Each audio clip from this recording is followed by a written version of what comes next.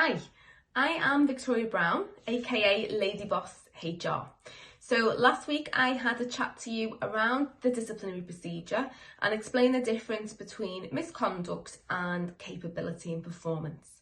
Today, I know you've been waiting in anticipation for this, I am going to talk to you about the actual disciplinary process.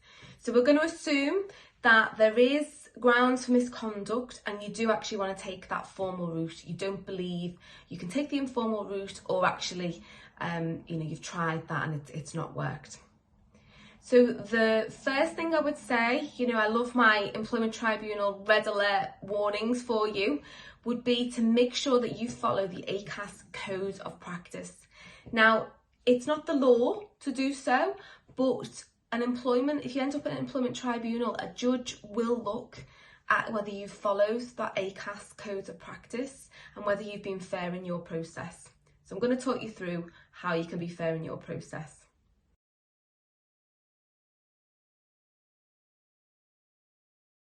So first stage is your investigation. You need to investigate the allegations of misconduct or poor performance thoroughly.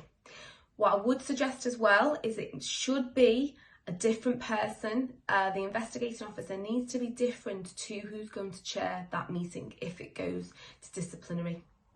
If you do find through the investigation that you have sufficient evidence to suggest there has been misconduct or poor performance, then you would then invoke the disciplinary procedure and you would invite that employee to a disciplinary meeting.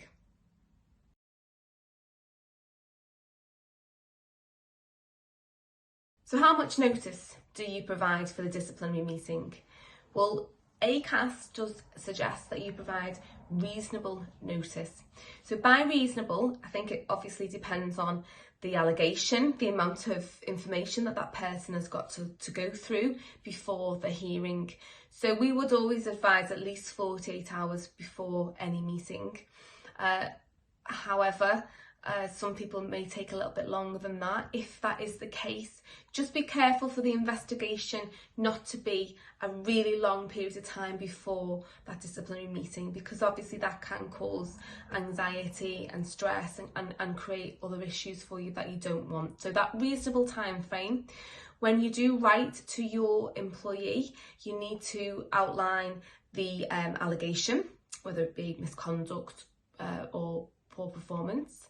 You need to put the date, time and location that this meeting is going to take place. Who's going to be there? So who's going to be chairing this meeting? Is there going to be a note taker? Is the HR advisor going to be in the room to support? Who from your side is going to be in that room?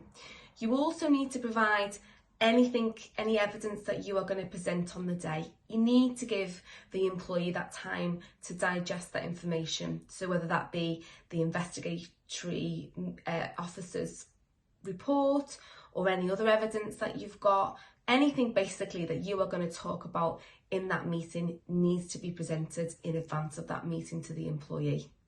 You do have to give them the right to have a companion. That is the law.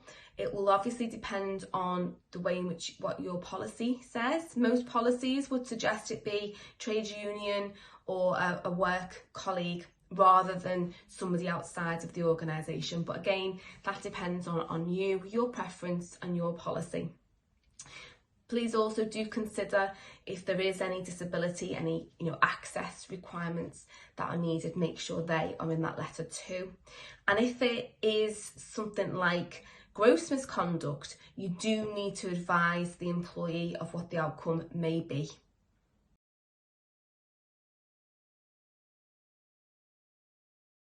Okay, so we are at the disciplinary meeting now. Who's going to be there? Well, the chair is going to be there. That is as in the employer, somebody representing the employer if it's not the employer themselves. That, again, as I've said before, needs to be somebody different from the investigating officer.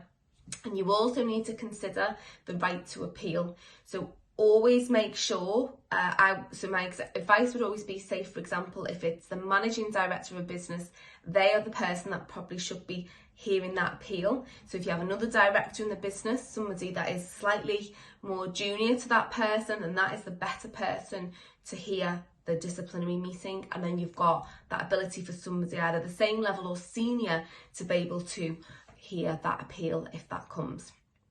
So we've got the employer. We've got then, if they've got a note taker, I would always advise that during that meeting that you have notes. They don't have to be minutes. They just need to be an account, a brief account of what happened in that room. You may also have a HR advisor there. Depends on how confident you feel, whether it's quite complicated, you just need some guidance. They're not there to make that decision. The decision is yours. They are there to guide you through that process and ensure that it is a fair process. Then you've obviously got the employee, so the person who has the allegation of misconduct or poor performance. Their companion, if they choose to bring somebody into that room. And again, I would be very careful in terms of just ensuring that it is in line with your procedure. I've got lots and lots of experience of people bringing their employment lawyer with them or their friend, and if you're not comfortable with that, as long as your procedure advises that it needs to be a trade union representative or a work colleague, then that is absolutely fine.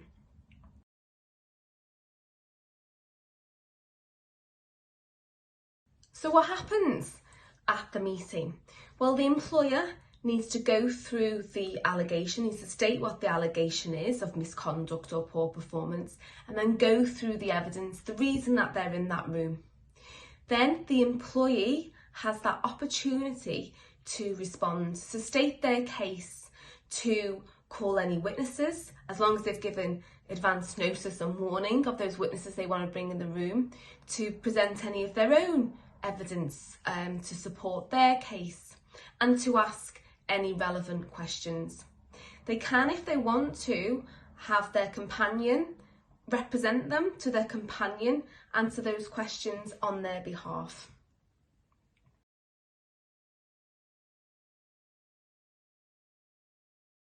At the end of the meeting, so you're the employer, you obviously presented the case, you've heard all of the response from the employee, and they've presented any evidence that they've got as well. They've asked questions, and we're at a point now where actually we need to conclude. My advice would always be to adjourn. To take some time to think about what information you have received. If you don't, and you make that decision on the spot, it does suggest that you've already preempted what you were going to do, which kind of defeats the object of having a meeting. Remember what I said at the beginning about following that ACAS code of practice and being fair. That's what a judge is going to look at in an employment tribunal. So my advice would be to adjourn. You can by all means adjourn and write to that employee with your conclusions, or you can adjourn for half an hour or so, or just and come back into that room. It's entirely up to you. Another alert for you would be, my advice is always as well, if you are going to adjourn for say 10-15 minutes, don't stay in that room. I have so much experience of employees sitting there with a recording device, leaving it in the room, and then recording whatever that chair is talking about, maybe with their HR advisor, about what they should do about the situation. So I would just suggest that you go to a separate room and have your discussions around the decision that you're going to make. Once you've made that decision, you have to put that in writing. You have to put that in writing, and you have to obviously be clear on, again, the allegations, the summary basically of the meeting, and what you have decided and what, if any, that sanction is going to be. You do also need to give them the right to appeal. You have to give people the right to appeal. It's fair to give somebody the right to appeal. And as I mentioned earlier, what you do when you give somebody the right to appeal is you have to be somebody either of the same level or senior than you are, for that to be impartial and fair. Obviously, if you're the managing director and it's one of your managers that is going to hear the appeal, there is a strong argument that they're not going to overturn any decision that you've made. So I hope that's helpful. If you are trying to navigate through a disciplinary process and you're struggling, please do get in touch. We're always happy to help.